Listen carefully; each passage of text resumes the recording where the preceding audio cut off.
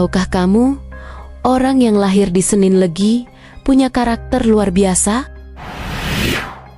Meski tampak tenang dan lembut, mereka punya hati yang kuat dan penuh tanggung jawab.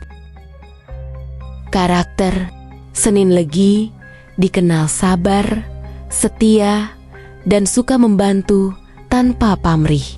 Tapi mereka juga sensitif dan sering memendam perasaan sendiri. Kalau jadi pemimpin, mereka sederhana namun disegani.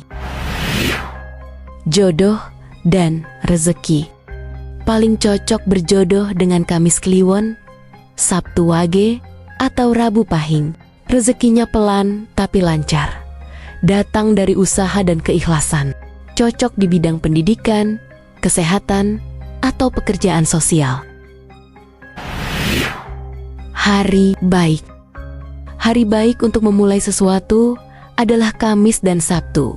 Waspadai Rabu Kliwon karena bisa membawa ujian besar. Tapi ingat, Rasulullah Shallallahu Alaihi Wasallam bersabda, Allah tak melihat rupa dan harta kalian, tapi melihat hati dan amal kalian.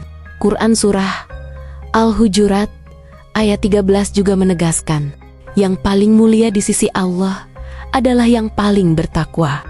Weton hanya sarana mengenal diri, tapi kunci hidup tetap pada iman dan amal.